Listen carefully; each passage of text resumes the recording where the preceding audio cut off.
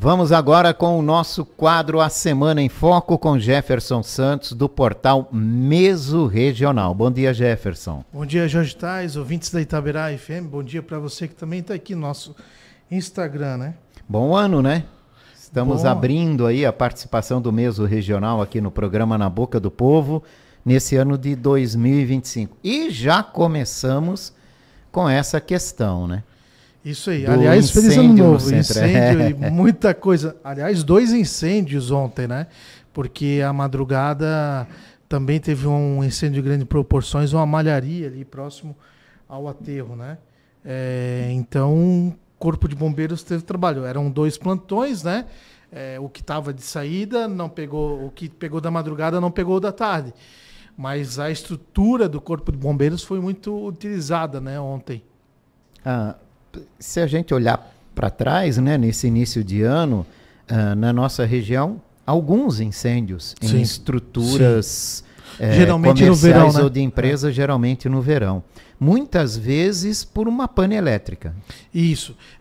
Esse detalhe, né? Inverno, os incêndios que ocorrem geralmente são residenciais, em residências que possuem fogão a lenha.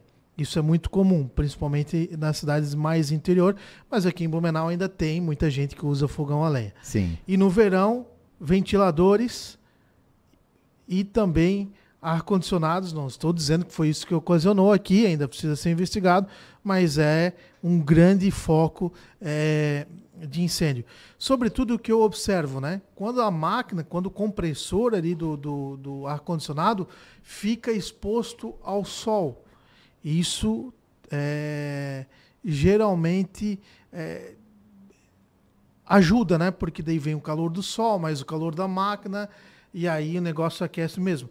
Antigamente nós víamos muito aquelas, em condomínios, a gente ainda vê aquelas proteções plásticas, né?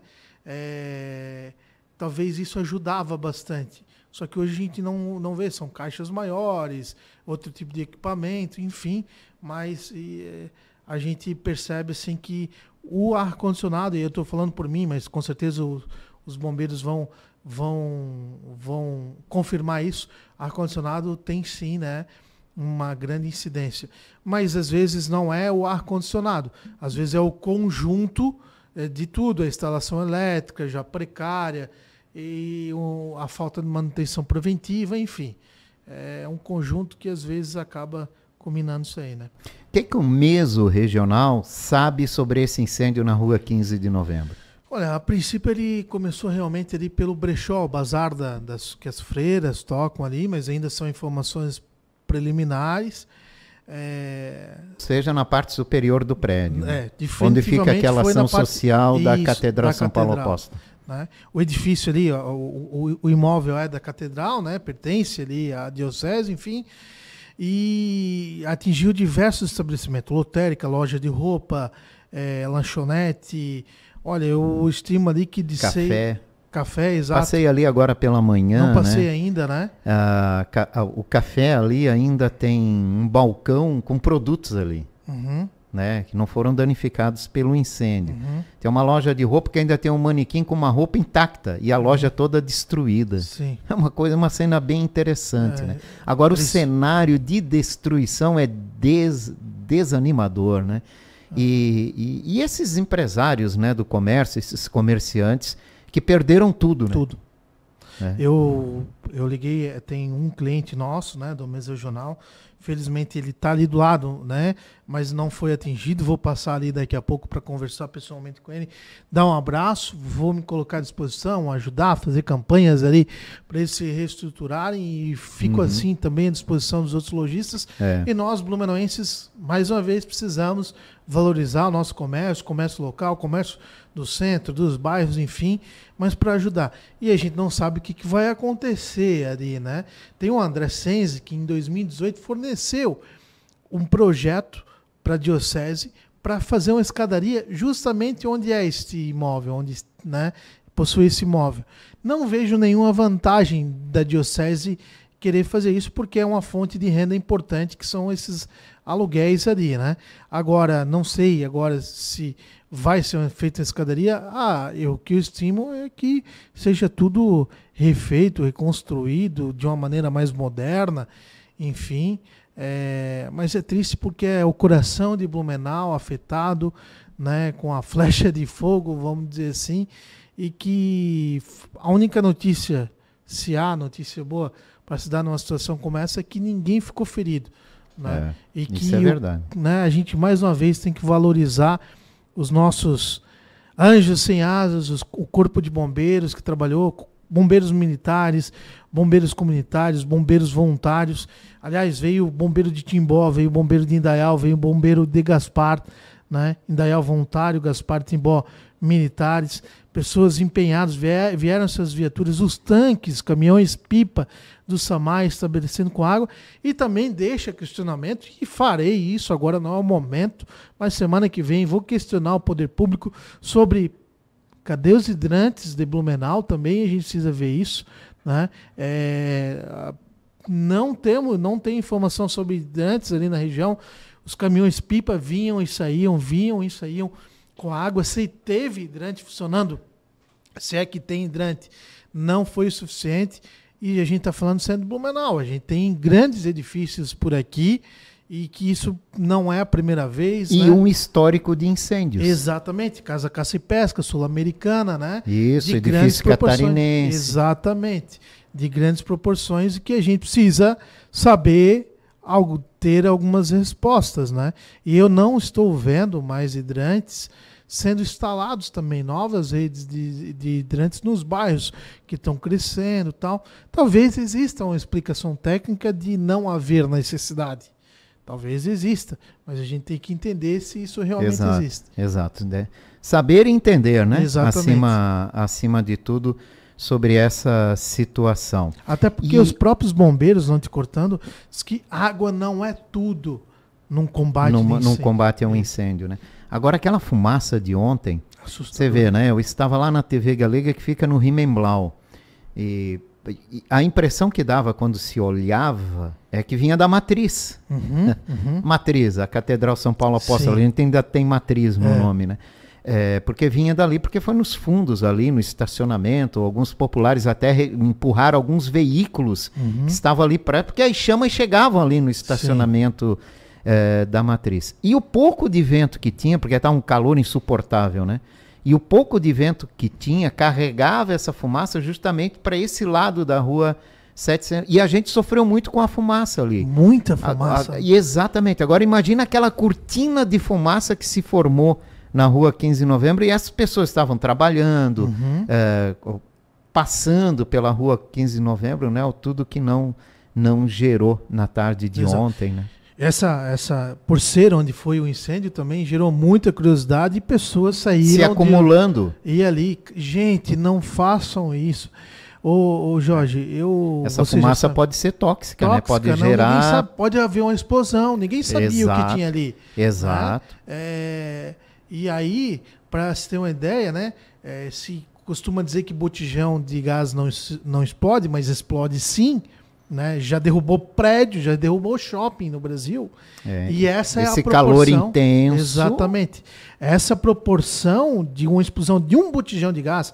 E aí pessoas falaram que ali explodiu botijão. Isso não existiu, isso está descartado já, né? Mas a explosão de um botijão de gás derruba um condomínio. Para vocês terem dimensão, dependendo da carga que o gás está ali, é uma explosão, é uma bomba, literalmente falando, e iria atingir. Mas assim, eu cubro o acidente de trânsito, eu cubro o homicídio e tal, e eu fico espantado como tem gente, né, inclusive na Werner Duve esse ano, com 2 óbitos, teve um pai que saiu de bicicleta de sua casa, com um filho, sentado ali no ferro do guidão, levou para ver os 2 corpos lá estarrados na Fernanduve. Um ainda estava sendo socorrido, mas isso não é cena de se mostrar para uma criança.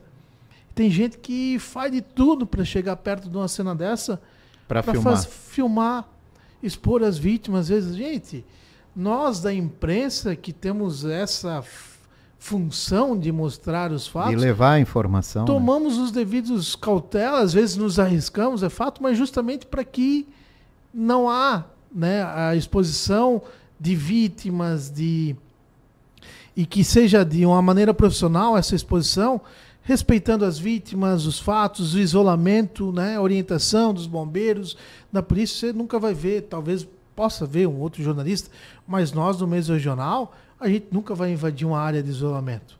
Foi isolado para mim, para ti e para todos os demais.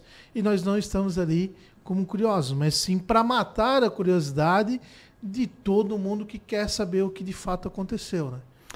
É verdade. Continua o trabalho lá, né, na rua 15 de novembro, está interditada entre a Catedral São Paulo Apóstolo e a esquina lá do Banco do Brasil.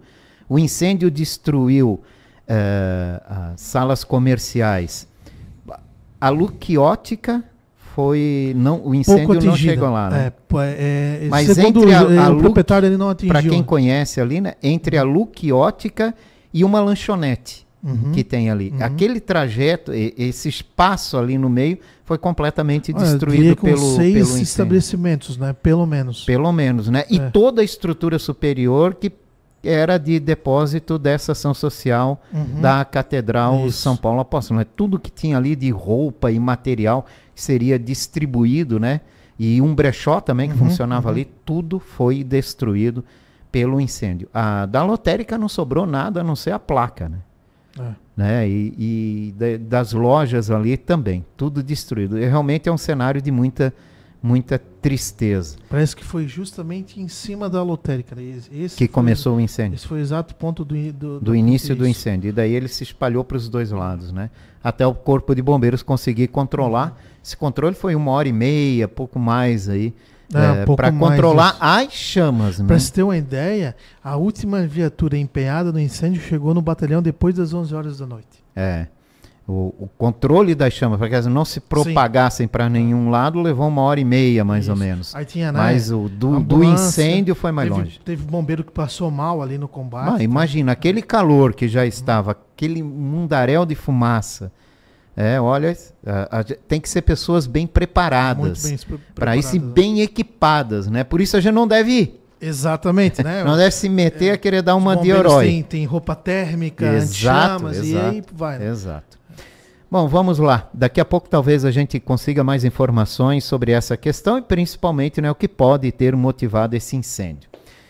Agora pela manhã, até eu não consegui ainda a informação se já saiu ou não, né, a listagem e a divulgação de novos secretários de Estado do governo Jorginho Mello, que passa por uma reforma administrativa, digamos assim, uma pequena reforma administrativa no governo do Estado. Vai vir aí a reforma administrativa do governo municipal, do governo Egídio Ferrari. O projeto já chegou à Câmara de Vereadores, né? A gente ainda não tem noção, mas retira algumas secretarias, né, que vão se tornar diretorias, pode criar novas secretarias também, e isso deve ser votado até março na Câmara de Vereadores. Mas no governo do Estado, hoje devem ser anunciados algumas mudanças, né, alguns nomes, e do ex-prefeito Mário também, que vai assumir a Defesa Civil do Estado. Quem lançou definitivamente foi o ex-prefeito de Balneário Camboriú, né? Não foi beneficiado. Não foi beneficiado. Não está na lista. Secretaria de Turismo e parece que dançou. Não, parece que realmente não vai assumir por alguns envolvimentos, alguma coisa. Eu escrevi, teve gente que ficou bravo, muito bravo, com o que eu escrevi uma matéria ampla sobre a função da Defesa Civil e a ocupação de alguém que não é técnico para ocupar esse cargo. E a gente já teve experiências. Aliás, uma delas muito recente, né, uma dessas experiências muito recente, que foi o Coronel Armando no comando da Defesa Civil, quando o Alto Vale sofreu uma das piores enchentes de sua história, a segunda pior. Rio do Sul, Taió, municípios ali de toda a região afetados, Agronômica, Agrolândia, enfim. E aí o Coronel Armando pouco apareceu, pouco resolveu, não sabia o que fazer, e como auxiliar dele apareceu justamente o Coronel Fabiano, comandante, então, do Corpo de Bombeiros Militares de Santa Catarina, e, de fato, disse como que as coisas iriam seguir. A gente acompanhou isso. Em seguida, o coronel Armando saiu da Defesa Civil e o coronel Fabiano assumiu.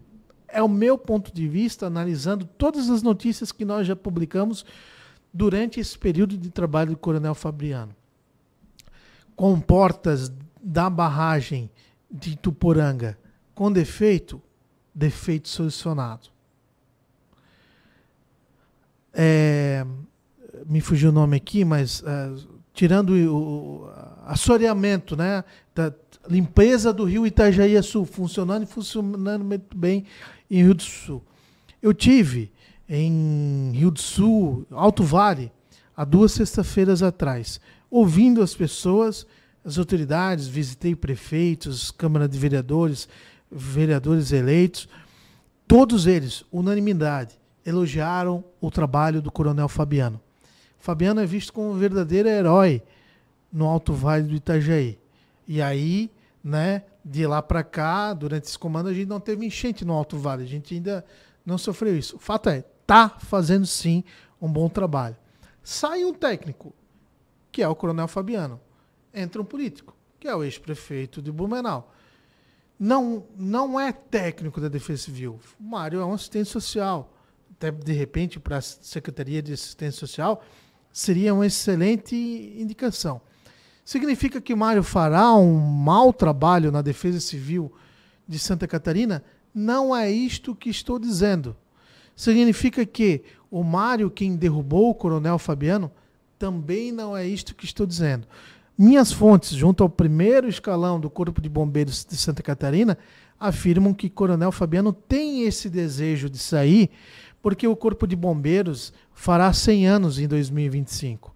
E ele, como comandante, vai participar desse centenário do Corpo de Bombeiros, um fato, um ano histórico para Santa Catarina, falando em bombeiro militar. Então é isso, né? O Mário e as seclas ali ficaram chateados com o que escrevi. Não estou criticando a ida do Mário, nem o Mário Hildebrand. O que eu estou falando é um fato. Sai um técnico e entra um político. Tomara que o trabalho da Defesa Civil melhore ou que pelo menos não seja afetado, né, não regrida com relação a essa indicação, Jorge. Sobre essa questão, né, a experiência que Blumenau desenvolveu aos longos dos anos, né, devido à passagem por todas as situações, né, tudo que a cidade passou. Já passou. Eu acho que nos dá muito conhecimento sobre a necessidade de ações. Eu acredito que o grande desafio do ex-prefeito Mário na Defesa Civil, lá tem técnicos especializados também, a gente não pode esquecer disso, né? Saber ouvir, conseguir fazer aplicar, e nisso o ex-prefeito de Blumenau, né, na cobrança de ações e aplicações, ele deu uma demonstração aqui da eficiência nesse sentido, né? E a gente vê pelo desenvolvimento de muitos projetos e aplicação de muitas obras na cidade, porque a gente sabe que não é fácil lidar com essa situação no serviço público. Foram mas isso ele demonstrou. Que ele passou pequenas, nenhum de grande. Decisões que tomou durante o ano passado, durante as enchentes também, decisões positivas, apesar de não agradar boa parte dos envolvidos nessas decisões. Na minha modesta opinião, eu acredito que o Mário poderá fazer um bom serviço no comando da Defesa Civil. E ele vai ter que avançar no seguinte, que é uma resposta mais imediata aos municípios. Como ex-prefeito, ele entende isso, né, e sabe da necessidade de liberação imediata, de autorização imediata. As ações têm que ser imediatas nesse sentido. Então, os desafios são, na minha visão, a resposta mais imediata, conseguir avançar nisso para que seja o mais rápido possível em situações de crise, e o avanço na modernização das barragens e na efetivação de um serviço de proteção mais eficaz. Exato. Tem avanços que foram anunciados recentemente. Os projetos estão aí, né? O governo do estado essa semana já liberou recursos para José Boatê, já passou a responsabilidade para a Celesc, A gente torce para que, assim, com o conhecimento dos técnicos da Celesc, possa-se haver um avanço nesse sentido. Não depende só das ações do Estado, depende daquela comunidade indígena também, né, que tudo transcorra o mais rápido possível.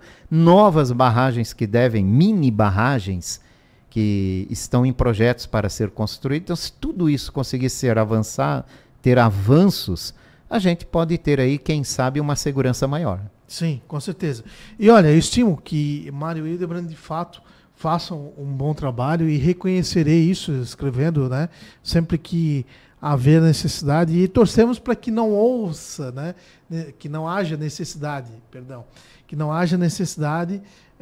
durante a sua gestão aí na Defesa Civil, porque se não haver enchente, isso é coisa boa, né?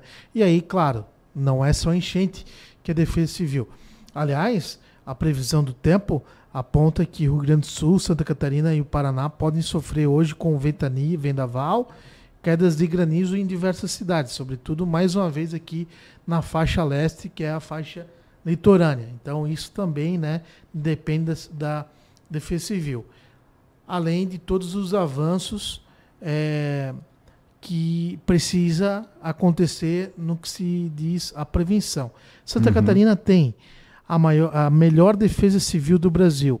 E o Blumenau tem o maior efetivo da Defesa Civil. Se comparar, tem mais gente na Defesa Civil de Blumenau do que na Defesa Civil Nacional, né? Proporcionalmente à população, né? Agora, deixa eu voltar aqui ao incêndio no centro da cidade, porque o vereador Jovino Cardoso encaminhou aqui uma solicitação ao governador Jorginho Melo, ao governo do estado, para que volte o Centro de Atendimento de Emergência 193 ao Corpo de Bombeiros aqui de Blumenau. Hoje esse atendimento, quando você digita 193, ele cai em Camboriú, né? Balneário Camboriú, né? Isso. É a central, né? Isso. E então, vendo você falar direto com o Corpo de Bombeiros em Blumenau aqui, como era no passado, você fala primeiro com uma central e essa central é que vai acionar, então, a emergência do Corpo de Bombeiros. Segundo esse comunicado aqui do vereador, essa ida para Balneário e depois acionamento aqui do Corpo de Bombeiros teria atrasado, não tenho dúvida, o atendimento do efetivo no incêndio de ontem no centro de Blumenau, e ele alega aqui que se a central estivesse diretamente ligado ao Corpo de Bombeiros como era antes, talvez o prejuízo não seria tão grande. Não tenho dúvida, já escrevi sobre isso. Os bombeiros de Balneário Camboriú não conhecem a realidade da nossa região, e aí não é só Blumenau, é toda a região, e isso vai piorar, porque a intenção do comando do Corpo de Bombeiros de Santa Catarina é levar uma central toda, única, de todo o estado para Florianópolis. Tá?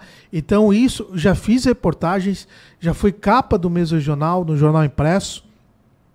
Pessoal que entrar no site vai ver, busca lá a Central do Corpo de Bombeiros. Parabéns ao vereador que pontuou isso aí. Isso é inadmissível, não gera economia alguma no meu ponto de vista. Tá? Tem aqui bombeiros que trabalharam anos e anos, se aposentaram, e tem aí o programa do CETISP, né? Um programa que traz bombeiros militares, policiais militares para ativa, para funções específicas. Que poderiam assumir essa função. Conhecem mais do que nunca todos os rincões da cidade, da região. Nós temos peculiaridades aqui, como, por exemplo, nomes de ruas, né? Nome alemão, europeu, que lá em Balneário eles não sabem identificar, porque não conhecem aqui nossa realidade, e chove ligação lá para eles. Eles não dão conta. Eles não dão conta. E existe um aplicativo do Corpo de Bombeiros, para você ter uma ideia, que um dia eu estava acompanhando uma ocorrência, veio a notificação no meu aplicativo, no meu celular, e aí 5 minutos após essa notificação ser gerada, ou seja, a ocorrência ser gerada, é que os bombeiros lá da central acionaram o Corpo de Bombeiros. Porque, como que eu sei? Porque eu ouvi no rádio da viatura que estava atendendo a ocorrência onde eu estava cobrindo.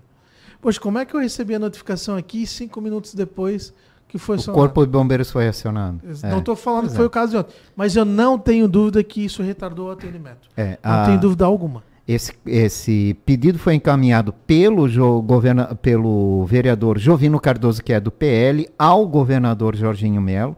Ele também encaminhou hoje um pedido à diretoria, mesa diretora da Câmara de Vereadores de Blumenau, que cobre uma resposta do governador sobre a possibilidade desse retorno também. Sobre isso eu tinha falado inclusive com o Egídio Ferrari e todos os outros deputados, quando o Egídio ainda era deputado, porque essa mudança já faz mais de um ano que aconteceu. Bom, e tá aí a força que tem hoje o prefeito Egídio Ferrari junto ao governador Jorginho Melo, pode reverter essa situação, né?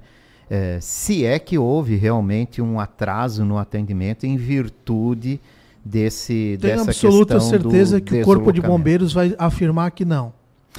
11h35, Jefferson, tem mais algumas informações aqui que chamaram a atenção também nessa semana. Homem acusado por vizinhos de ter matado mulher quando na verdade ela estava morta quando ele chegou. Jovem encontrado morto dentro de carro, que são as manchetes policiais, chamaram muita atenção. Tem inclusive aquela imagem do que seria um estupro no meio da rua aqui no centro de Blumenau na madrugada de domingo, que a polícia ouviu a mulher que disse que não era moradora de rua, como chegou a ser comunicado, né, na primeira vez, seria uma funcionária pública que não teria sido estuprada, e sim ela manteve relações sexuais por conta própria com esse homem, que esse sim seria morador de rua, e que ela já teria um relacionamento com ele, mas que mesmo assim a polícia segue com o inquérito aberto.